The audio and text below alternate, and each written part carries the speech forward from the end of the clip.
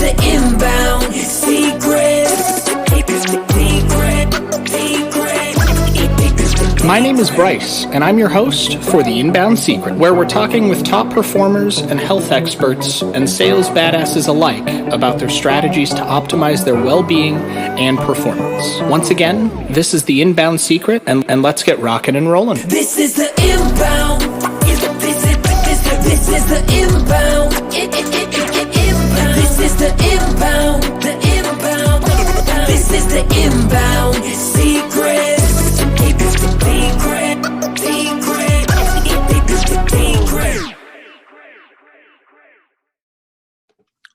Welcome back to another episode of The Inbound Secret, y'all. I'm your host, Bryce, and today we've got not only a young entrepreneur, but he's the, what is it that you're called? The Swami of systems, I believe?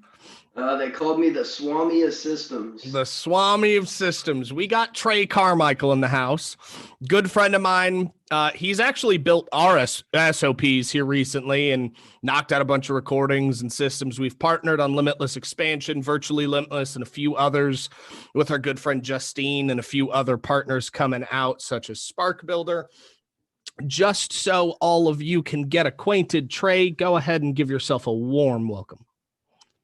Warm welcome. What's up, Trey? Glad you're here. That's what you wanted, right? I mean, hey, that works. Introduce yourself to the guests. Oh, man. Well, what I always like to say is I'm a crazy, passionate life changer that gives anyone and everyone the space they need to grow. And outside of that, I play outsource COO to impact-driven entrepreneurs. Right on. So we're going to kind of just dive right on in. As a lot of the listeners here know, and Trey, you've listened to a few of the episodes, we don't really script these things. We kind of just let them evolve. So today will be an interesting one. We're going to go about half an hour, 45 minutes. Let's just kind of dive right on in. And I've got to ask the question that a lot of us are wondering. Why did you choose systems optimization and operations? Because I got very, very tired of seeing people sell courses that would teach people how to build 10% of a system and then make them buy another course to learn the other 10% and then another course to learn the other 10%. Or you got to pay us a few $1,000s a month just to learn it. And I also own a marketing agency, and I got kind of tired of working with clients that didn't know what was going on or what they were doing or even what to do once we delivered them the leads that they paid us to deliver them. So that's kind of how I ended up in the systems and operations world. Is the majority of things in business I realized are just simple systems that you don't understand. And I'm tired of seeing people get taken advantage of over simple systems that they don't understand. Well, I'm glad you said that, because one of the most prolific things that you've mentioned is that you've finally realized, and you've helped a lot of other people realize this, that multi-billion-dollar corporations, trillion-dollar corporations, are nothing more than a systemized process, some smoke and mirrors to make it seem fancy, and just repeatable processes and the organization of those systems and tools. Can you expand a little bit to the listeners here? Can you deconstruct, let's say, a hypothetical multi-billion-dollar corporation into like the 7 different towers or tiers that organization has?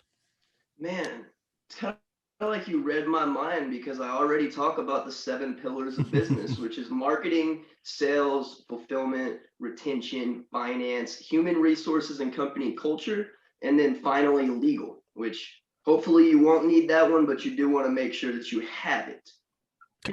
So out of those, let me ask you a kind of unorthodox question, because there's tons of people out there. Some people talk about, like we talk about the 4 pillars of growth, specifically for the marketing aspect, right? And we talk about the 5 C's of scale for market penetration and lead generation, client acquisition. Some of your competitors, if we want to call them that, talk about the 5 pillars of a business, or the 4 pillars of the business, or the 3 areas that you need your company to have. How did you narrow down and come to 7? So it's actually kind of funny. Initially I had 4 pillars. Okay. When I was starting out, those were the 4 pillars that I focused on, which was marketing, sales, fulfillment, and retention. As the entrepreneur, as the new business owner, most of the time, those 4 pillars are all you're going to need. But then as I started working with more 7 figures and just higher level companies, I started realizing how important the finances, the human resources and the company culture, and then finally the legal aspects were to scale. Because when you're scaling, eventually you're going to piss somebody off, whether it's your fault or not. As somebody who has had to use my legal team before, I cannot stress enough, everybody listening, if you don't have legal set up, get that shit tight. Okay. And I don't mean like just hire a team of bulldog attorneys.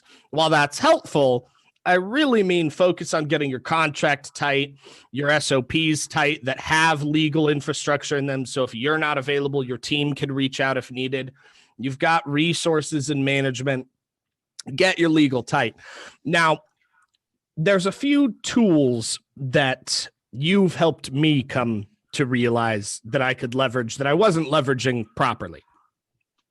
The most important one I want to talk to about today is SOPs. We've all heard about them. We've all talked about them. We've all fucking seen them. Most people listening to this, hell, including myself, have made them in the past, or they've just despised having to take what's in their brain and put it down for somebody else. That was a big bottleneck for me because I got to a large contractor base, got a large team, had a good customer base. But realistically, I got myself into a situation where, like, if I croaked, if I was out of commission, which did sort of kind of happen when I got COVID, even though I was still working, it was just much harder to do things. Energy levels like went -50 fast. If I didn't have those SOPs that I flew you up here to help me build out, we would have been kind of dead in the water for 2 or 3 weeks. So what is your advice other than flying you out, which is probably the best way I'd recommend any of you listeners do this, because it was in a week we rebuilt like 50 fucking SOPs. We wrote new ones that we've never had. We integrated them into systems, have them online, have people shared to them, have access to all of them. But other than that, what's one way that you would say your audience today, the people listening to the show today, could kind of get out of that bottleneck, get out of that mental lock, that analysis paralysis of, oh, fuck, I've got to get these done, but I don't really know how to transfer what I know on paper? What would you say is the best way for somebody to be able to start building their SOPs today? So the blunt answer that I know you probably didn't like and the audience probably doesn't like is stop being lazy. All you're doing is documenting the step-by-step process of how you do the damn thing so that you can actually scale your business. And there's a couple ways to do that. You can literally sit down, you can document step-by-step how you did it, or you can do the process. And while you're doing the process, record yourself talking, get that transcribed, and then send it to a virtual assistant to kind of pretty up and make it easier to look at. And then you have SOPs. And when you have SOPs, everybody knows what's going on. You have a actual system, you're going to be more confident. And when you're more confident, more people are going to buy it. There's so many benefits to having a solid system that you're just, in general, you're doing yourself a disservice if you're not. The most common cycle, and I'm sure you see this with your clients as well, the most common cycle in the entrepreneur world is hustle, hustle, hustle, hustle, hustle, hustle, hustle. Oh shit, I have a bunch of clients. I don't know how to scale. And now I don't have time to stop to figure it out. Document them now, no matter where you're at, so you can avoid the most common mistake that entrepreneurs make. Now, okay, rant over. You're not wrong. Okay. You're not wrong. But I want to clarify one thing. It wasn't laziness that was preventing me from doing the SOPs. It was methodizing what I did. Right. And a lot of people listening to this may be in that same space where Yeah, you can carve out the time if you absolutely need to, but it's going to detract from something else that you've got to have somebody else do or you have to put off, right? That's its own battle and a whole nother discussion. But when you've got so many different variables on how you have done things or can do things, creating a singular method for that that's like linear is confusing here, right? So a lot of people listening to this don't be lazy. They're not. They're hustling, they're changing lives, they're making impact, okay? A lot of people listening here are also going to be in a circumstance where maybe they've already hit that point where they're like, fuck, I'm too busy to do this now, right? So what I'd really like to hear, and the way I solved this, just so everybody's listening knows, is I just flew Trey out. It was way easier to just have him document what I was doing when I was doing it and discuss the missing pieces than it was for me to try and go through this like minefield of, I don't know, you've all seen what is it? Pan's Labyrinth, right? Like, think of that labyrinth in my brain full of stuff. Okay. Navigating that was, okay, well, there's 15 different ways that I could do this. Which way is the right way? Well, it depends on the circumstance. So getting that narrowed down was big for me. And for me, it was easier to just fly somebody out and have it done while I'm doing it than try and juggle in my own head. A lot of you listening to this probably have the same experience. So Trey, what I'm looking for here is, other than the just do the damn thing, right? Because that's an ongoing conversation. While they're doing the damn thing, you've gone through this with not only me, but dozens of other entrepreneurs and business owners and basically anybody that has any purpose for intent these days.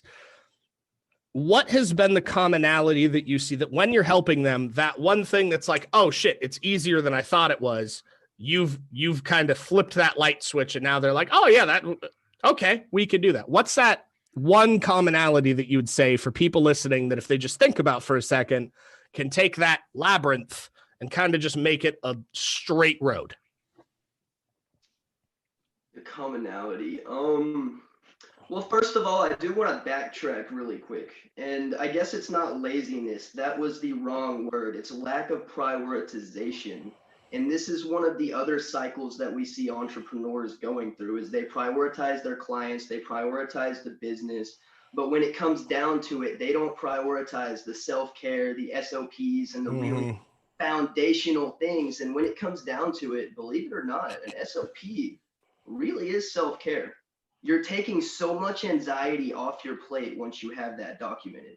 So laziness was the wrong word. It's a lack of prioritization.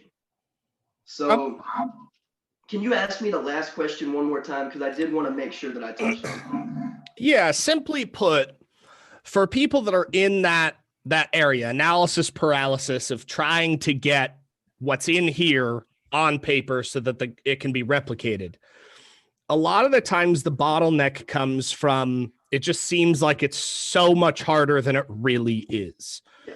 For me, the light switch that helped me see that was you being here, because I was like, oh, that's way easier. But when you talk about it, it kind of sounds like it's a mountain you've got to climb, not a hill you can drive over.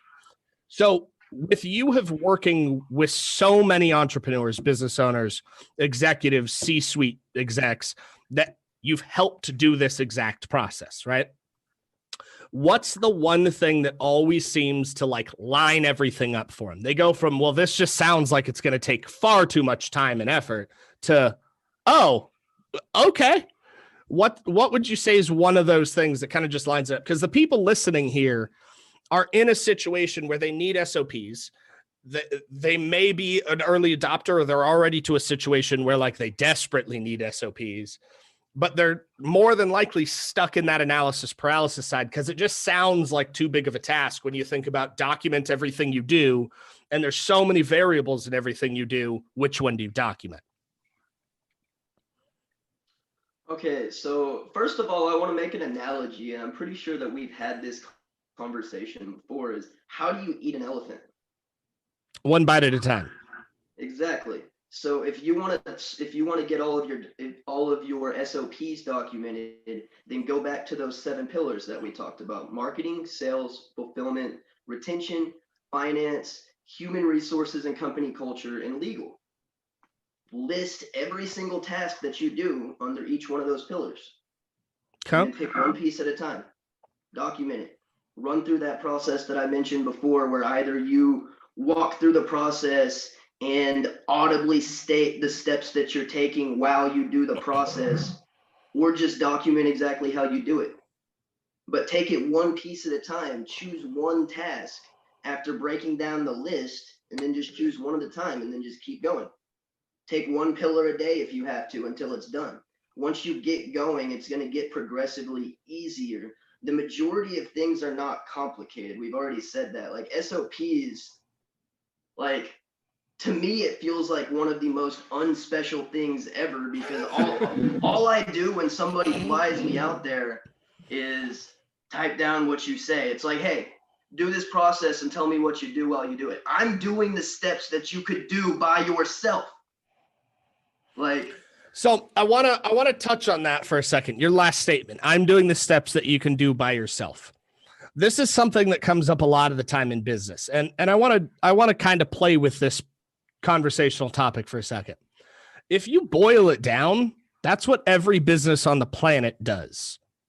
A business is just the systematic approach to solving somebody else's problem they either don't want to solve, can't solve, or don't have time to solve. Digital marketing is no different. App development's no different. Building a house is no different. Given enough time, you could do those things yourself. 100%. The only thing I give them is like, I make it happen faster, and Exactly. there's gonna be some operating procedures and some things that they need documented that I'm probably already going to have, which is going to save them time. Well, and that's why that's important, because far too many times people think that business needs to be something that somebody cannot do themselves. No. You think Stanley Steamers thinks you can't shampoo your own fucking carpet? No, they know you can. They just know you don't want to. They know it's going to be it's better for your time if they do it. And realistically, they probably have better equipment. But the end result's the same thing. Can you do it yourself? Yeah. Do you want to? Fuck no. Like with you, could I have spent the time and just fucking 100%. Grind through the painful methodology for me? Because I hate having to document things, right? Like I'm a data guy. I'm a more on the artsy delivery content creative side. I'm an analytical guy when it comes to like mapping things out. But do I like fucking writing down what I do? God, no. It's like pulling fucking no, it's not fun. It's like pulling teeth, right?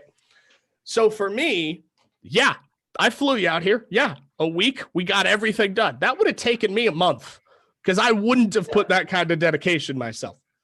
So for everybody. So for the reason I want to state that they could do it all by themselves is because I don't want somebody who maybe isn't to the point where they can afford me yet to think that they need to afford me. Like, we sell people, I believe in selling people their time, not selling people on the information. Like, I want to break that mindset of, oh no, I can't do it by myself. Like I want people to know that, hey, you can 100% do this yourself. It is a simple system. The only thing that I'm going to do is save you time if you hire me. Like, so do you want to learn it and come back to me when you want time? Or do you want to save your time right now? Yeah, and I think that's an important lesson, because customers and business owners alike always have kind of the same kind of rule, right? I was just having a conversation with a prospective client yesterday where he's like, well, I'm not marketing and advertising right now. Well, he's doing organics, he's posting, he's getting clients from it. Yes, you are. The only difference is you're not using money to pay for it. You're using time. You're always going to have some kind of exchange or sale that occurs. It's either time or money or both. You choose how that event goes. So everybody listening, doing the steps that Trey has kind of brought up, I'm going to have him expand a little bit more on like tools and platforms that he uses to make it easy, because I want you guys to be able to take this lesson today. And by the end of today's episode, at least write one SOP. It could be how to do an SOP. It doesn't have to be anything crazy, but that'll get you to a situation where like with my SOPs now, I could fuck off for a couple weeks and like the team still knows what to do. Right. I could never have done that before, even if I needed to. Right. It was always I had to put somebody in my place to be able to do that. And while to some extent I still do that because my other partner, Josh, he takes care of a lot of the stuff when I'm out of town. But now there's like documentation. So he doesn't have to call me. He doesn't have to email me. He doesn't have to text me. It just adds kind of it's like an employee handbook, but for the whole business. Right. That's what it gave us. So with me, we used tools that I already had, right? For the business owners, entrepreneurs, and sales professionals listening, what systems or tools would you recommend they use to keep it organized? I'm not talking about just writing it. I'm talking about where can they place these SOPs to keep it organized that's going to be the most affordable and the most effective for them. So as far as most affordable and most effective, like, you don't need anything special to store your SOPs. Like on a foundational level, all you really need is a Google Drive with everything organized into the folders, documents for each task. And then you can even make little folders and duplicate copies of the tasks that the people that you're assigning them to have to do, and then label that folder with their name. Now it's organized. You can also get a Trello if you haven't heard of that, and you can link the Trello boards to your SOPs so that whenever you're communicating, you can put cards on a board, move them around. Now you're communicating easier, and you can even move the SOP into a Trello board. For example, I have a Trello board for all of my podcast interviews. Whenever I do a podcast interview, when I'm done with it, the link to that interview goes on that Trello board. My VA gets a notification. They grab that link from the Trello board, they go grab the file, they edit it, they put the intro and outro on it, they upload it to the actual podcast, they go into the repurposing software, and they repurpose the snippets, they schedule those out, and they move the card down to the different steps as they're doing it. So it comes in as interview recorded, interview posted to podcast, content being created, interview complete, and then now you have an organized, like, step by step. You're getting notifications when people are working, you know when people aren't working, you have it all stored in one place, and then you can go back to Google Drive and have your instruction manuals for everything else as well. Perfect. So you touched on a few different tools here that I don't want to skip over. We use Trello internally. We use a few different other tools that not only have you brought to our attention, such as repurpose.io, but for those listening, I don't want to skip over those. So can you give just like a brief explanation of what Trello is and why you should use it, what repurpose.io is and why you should use it? We already know Google Drive. I'm just going to skip over that one. I assume everybody listening already knows what Google Drive is. Okay. And if you don't, fucking Google it. Okay. You're adults. If they don't know what Google Drive is, do they know what Google is though, bro? I hope so. According to Google, they own like 90% of the searches. So Awesome. So basically Trello is the project manager. That's where you can have different lists. You can have different steps in like a SOP pipeline, I guess. That's where you can have a lot of communication, because one of the things that I really like with clients or communicating with like the people on my team, is on the different cards, you can have different conversations so that each conversation is organized. And then there's one other tool that we use for communication, which is Slack, that you can incorporate into your SOPs as well. And then repurpose.io, it allows you to syndicate content. As an example, I have a system set up right now where whenever the podcast episode gets uploaded to the podcast, it automatically gets syndicated to YouTube, and then they can go in, and then my virtual assistant can go into repurpose.io, and they can select snippets and they can schedule those out, and they can make that happen with very few steps and only a couple of softwares. And then of course, you document that stuff into your processes as well, so that you, your team, or anybody can go in there and create snippets, create content, and you all have access to that. And then one other bonus that I'm going to throw in here is I freaking love Lead Carrot. If you get processes documented and you get like your sales process documented, your scripts tight, like what messages go out when, and you can literally create a pipeline with all the different steps and have your lead come in here and then have them get moved into the next step. And then whenever they get moved into that step, it triggers a sequence. Whenever they reply, it moves to a different step, which will trigger a sequence. Or you can have an inbound pipeline that when it comes in, you trigger your welcome sequence. When they grab your lead magnet, it triggers that sequence. Whenever they book a call, it automatically gets zapped onto your pipeline. And if you want, you can trigger a sequence there. Once you're off the call, you can create different steps so that you can move the call, so that you can move their card to forward them different information. And that's kind of the main tools that I use to keep everything organized, is literally Trello for communication, Slack for communication, repurpose to syndicate content out, and then Lead Carrot to communicate with everybody that engages with that content for the most part. Well, obviously once they opt in. Yeah, I was gonna say it's cold outreach is probably a whole different animal there for you. Now, there's a few things that you mentioned that I want to touch on. We're gonna kind of pivot this conversation. We've beat up SOPs, right? Like you've come in, just knocked it out of the park there. Everybody listening, I hope you took notes. If not, just listen again. You're welcome to. Now, as far as systemization goes, because you specialize in operations, right? Now, the operations setting, I've had you do a ton of work to make sure that some things are tied up and tidied up for us. Tell us a little bit about, one, why Lead Carrot's your preferred method.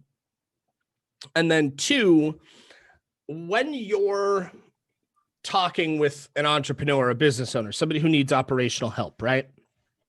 What are kind of the top 3 key points that you're looking for to be able to distinguish where they are? Because people listening to this may have an aha moment, right? They may be listening to this call and be like, oh shit, that's me. I should get on the ball, right? So first off, Lead Carrot, little deep dive into why you prefer that one over, say, HubSpot or ActiveCampaign, etc. Why Lead Carrot? And don't just tell us because you like Ross. We all like Ross. I'm talking about the system itself, right? And then 2, top 3 things to recognize in yourself or another to help get into an organizational mindset. Like the poster behind you says, I don't know if anybody watching can read that, but it says perseverance. And perseverance is what? I'm pretty sure it's backwards, but that is what it says. No, it's correct. I can read it. Oh, it's backwards for me. I was like, I can read it. It says perseverance. But that particular poster really kind of speaks to the mindset that you have to have, not only as an entrepreneur, but as an operations guy. Like, full disclosure, I could not willingly do what you do and keep a smile on my face. I just couldn't do it. And you do it all day long. So I want you to touch on those.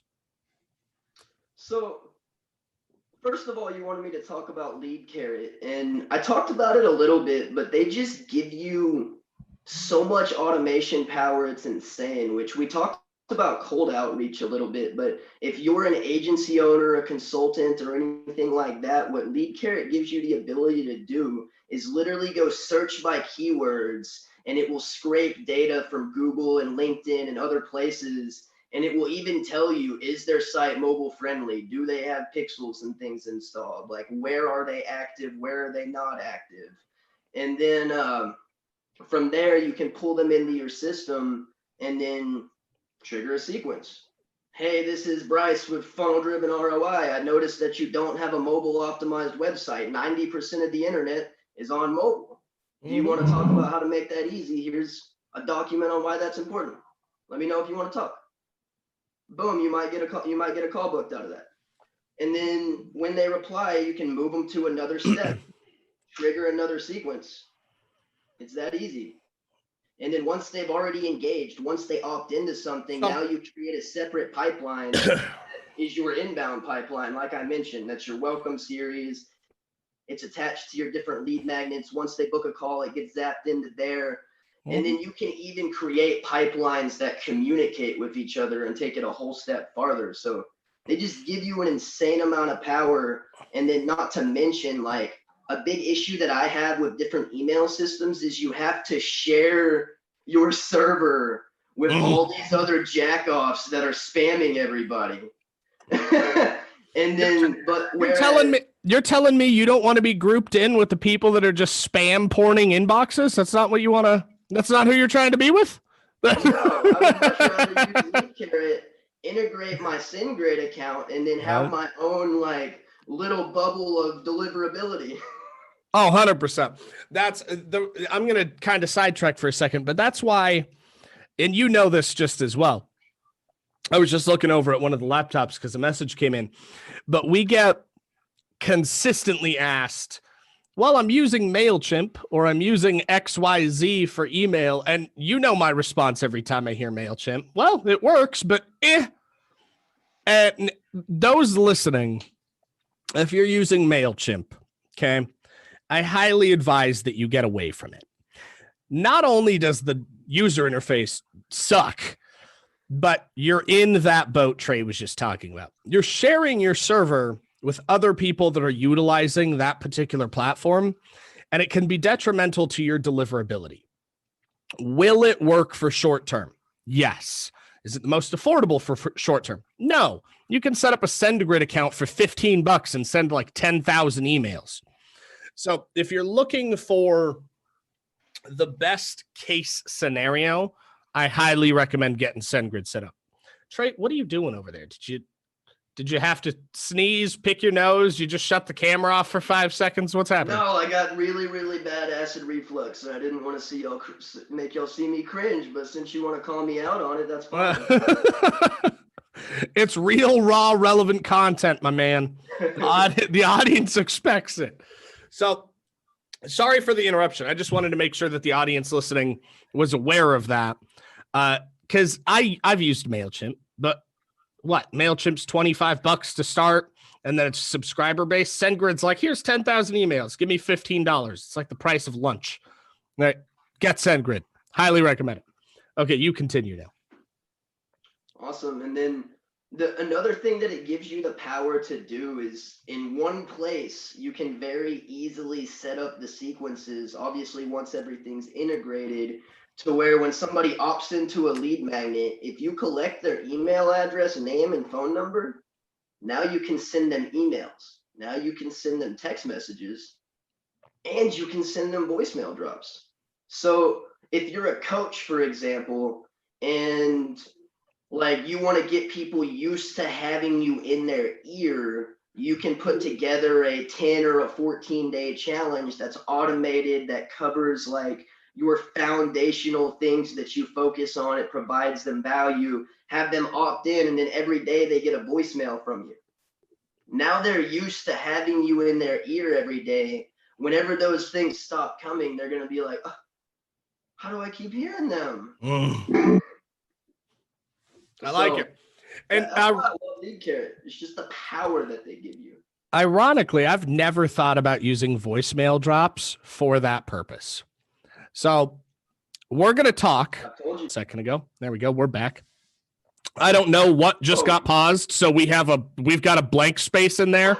How big it is. I don't know. Hopefully not long. We'll find out once this thing goes up. For those of you listening, if we just muted for a second and it just sounded like there was a weird break, this is what you get with real, raw, relevant content. I accidentally hit a button on the keyboard and it paused the recording. So we're just going to move past that like it didn't happen. Now, for everybody who's still here, who didn't think we just accidentally ended the podcast in the middle of it, I want to kind of change pace here for a second. I talk a lot in this show and on the Cereal Bowl about mindset, about overcoming obstacles, about thriving, not just surviving. Trey's got a unique story, and we're not going to kind of dive too far into that. We only have a few minutes, but one thing that I do want to ask from you, Trey, and it's mostly for the audience listening, is what would you say is your biggest takeaway from what you've gotten yourself to from who you were? Now, just to tease on this, you guys have heard me mention that we may be doing a program called From Plug to Profit. Trey is the partner in that program. And the reason I want him to talk about kind of the mindset and the perseverance that he has is because it's not only unique, but it's something that all of us have in common. Most people that are doing big things, helping others, making an impact, didn't just come from a silver spoon scenario. They fought and clawed, and Trey's no exception to this rule. So, Trey, if you don't mind being so kind, tell the audience a little about kind of where you started, say 10 years ago, to where you are now, and what's been kind of the motivating factor there, not only for you, but for the impact that you want to make to others. So a few years ago, I really didn't think I was going to live to see 21. I was anxious, depressed. I was addicted to drugs. I was dealing drugs, and I really had no idea how I was going to get out of that lifestyle. And honestly, I like to say I got lucky, but the way that I understand the universe now, I know that's not true. The universe put me through what I needed to go through so that I could help people now. And then they put the people in front of me to get me out of it that needed to get me out of it. I know that that's how the universe works, but I like to say I got lucky, but that's not what happened. But I was in the worst place of my life, and one of my good friends, Kyler Gifford, came to me. And he said that he needed some help running some open houses. He needed some assistance. He was a realtor, by the way, obviously. Mm-hmm. And then we got to talking at some of the open houses, and he needed more help with his marketing. He wanted to get out to more people, and he didn't quite have the understanding on how to do that at the time. He's very good at it now, but and within a few months of working with Kyler, he had mentored me on the like the law of attraction and all that stuff like that, which is why I know now that it wasn't luck. But he mentored me on all those things, and I was able to become obsessed with marketing and secure him the first page of Google for the majority of the keywords we wanted. He started generating leads consistently just off of that organically. And he was actually able to become one of the top producers in his office. And the reason that I make this point is because of all of that, whenever he had his kid, he was able to kind of take his foot off the gas, enjoy those leads that were coming in from the Google listing, Mm-hmm. and be there for his wife and his kid in that early time period. And I realized, wow, I can really give people their time back if I set something up the right way, and I can really help people with this marketing thing. So I got obsessed with it. So the first thing, I was willing to take the mentor, and number two, I got obsessed with helping people. And then after that, I started looking for more mentors, figuring out what was next, because I knew marketing was what I wanted to do, Mm-hmm. but I was this drug dealer from the middle of nowhere. Who's gonna take me serious? So like I was like, okay, what do I do now? And like I was literally working with clients for like $250 to $500 a month, doing everything that I offer people now for $6,500 to $10,000 a month, which blows my mind to think about, because I would spend basically a full-time job working with people.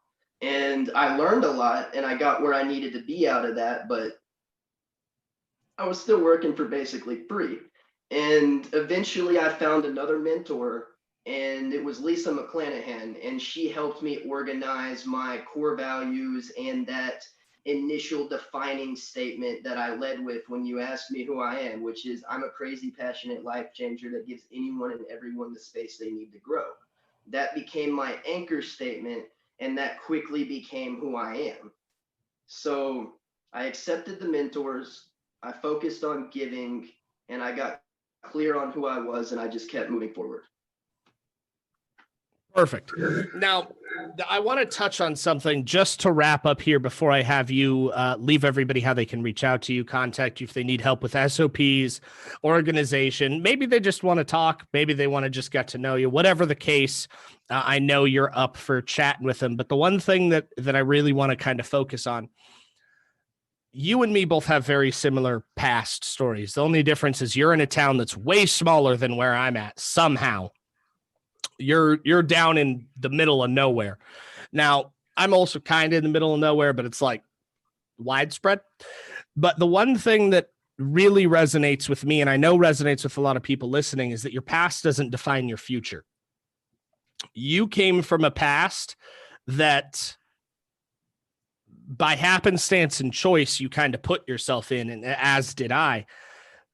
But once you kind of see it, this is going to sound weird. I'm not a religious man, but once you see the light and you're like, fuck, I can actually help people and get paid to do it like that. It's a light switch. Like right away, you're like, you're telling me I don't have to struggle. I don't have to hurt people. I don't have to be selfish. I can actually make a difference. I can actually change somebody's life, actually help them feel good about what I do and get paid. And like, once that starts, like, you're right, you get addicted to it. So the one thing that I'm going to leave everybody with here on my point, and I'm going to have you just leave just how they can get a hold of you, what you do, what sites, social, whatever you want to leave them, is don't let your past determine your future. Okay. My mantra is you can thrive, not just survive, and consistency conquers complacency. Trey over here, I mean, there's a reason why his company's Virtually Limitless, why he's the core author of the Limitless Expansion Secrets. It's because limitless is possible. You just have to do it. Do the thing. All right, Trey, let's leave everybody with how can they contact you? Where can they reach you? And really just whatever you want to leave them with. So the best ways to reach me are going to be through the Virtually Limitless podcast, the Virtually Limitless entrepreneur community, or if you go to www.treycarmichael.us, I actually have a free document that breaks down and like further documents the majority of what we covered and really a lot more that they can go grab for free. So it doesn't really matter which way you're which route you choose, you're gonna get enough value that's the equivalent of stuff that takes most people years and thousands of dollars to learn for free. Just pick a route. I appreciate it. And I know everybody listening does too. We will definitely have to have you on the show another time. And if you want to join on the cereal bowl and just kind of bullshit, it's like a sit down and have whiskey type show. Let me know. We will get you on there. Everybody listening, go check it out too. I think you'll like it. And then make sure that you also follow the Virtually Limitless podcast by Trey himself. Tons of info, tons of value, tons of great guests and speakers. Once again, Trey, thank you for coming on. And this was another episode of The Inbound Secret. This is the Inbound Secret. My name is Bryce, and I'm your host for The Inbound Secret, where we're talking with top performers and health experts and sales badasses alike about their strategies to optimize their well-being and performance. Once again, this is The Inbound Secret, and let's get rocking and rolling. This is the Inbound. This is the Inbound. This is the Inbound. This is the Inbound.